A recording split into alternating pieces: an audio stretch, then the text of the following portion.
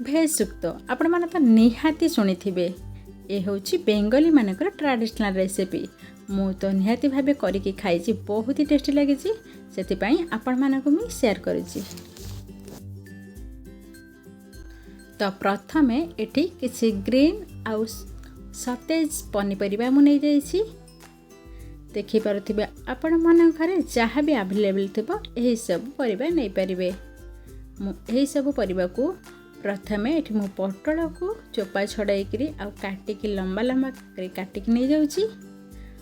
ଆଉ ତା ସହିତ ଏଠି ଗାଜର ମଧ୍ୟ ଚୋପା ଛଡ଼ାଇକିରି ଛୋଟ ଛୋଟ ଖଣ୍ଡ କରିକି କାଟିକି ନେଇଯାଉଛି। ଯେକୌଣସି ପରିବା ଆକୁ ଦେଲେ ନା ଭେଜ୍ ସୁକ୍ତ ବହୁତ ହି ଟେଷ୍ଟି ଲାଗିଥାଏ। ଆପଣ ଘରେ ଯେକୌଣସି ପରିବା ଥିବ ସେଥିରେ ହିଁ କରିପାରିବେ। ବାସ୍ ଆକୁ ଏମିତିକା ଲମ୍ବା ଲମ୍ବା କାଟିଲେ ଆକୁ ପୁରା ଏମିତି ଛାଣିଲେ ନା ଗୋଟି ଗୋଟି ହେଇକିରି ରହିଥାଏ ଆଉ ପାଟିକି ଟେଷ୍ଟି ଲାଗିଥାଏ। ଏବେ ମୁଁ କାଙ୍କଡ଼କୁ ପୁରା ସେମ୍ ଟାଇପ୍ର କାଟି ଦେଉଛି। ଆଉ ଏଥିରେ ମେନ୍ ହେଉଛି ଆପଣମାନଙ୍କର କଲରାକୁ କାଟିଲା ବେଳେ ଟିକେ ତାକୁ କ'ଣ କରିବେ ନା ଦୁଇ ପଟ ସାଇଡ଼ରୁ କାଟିକି ନେଇଯିବେ। ଆଉ ମଝିରୁ 2 ଖଣ୍ଡ କରିକି ତାର ଯେଉଁ ଅଛି ମଞ୍ଜି ସବୁତକ କାଟିଦେବେ।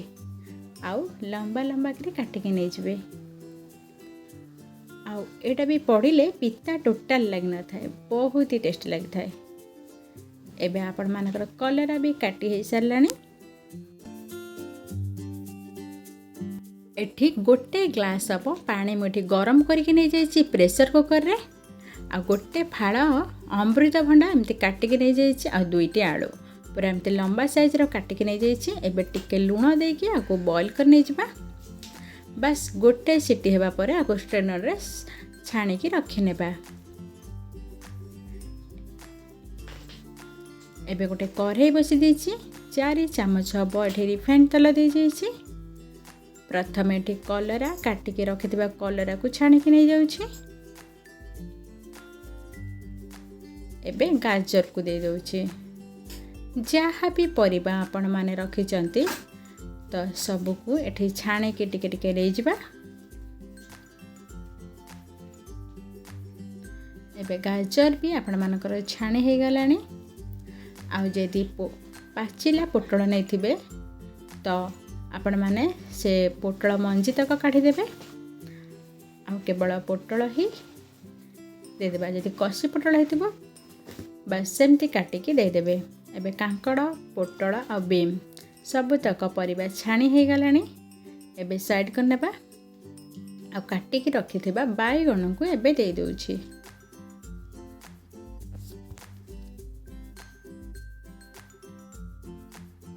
ଏବେ ବାଇଗଣ ମଧ୍ୟ ଛାଣି ହେଇଗଲାଣି। ଆପଣମାନଙ୍କର ସବୁତକ ପରିବା ଏବେ ଛାଣି ହେଇଗଲାଣି। ଆକୁ ସାଇଡ଼୍ କରି ରଖିଦେବା।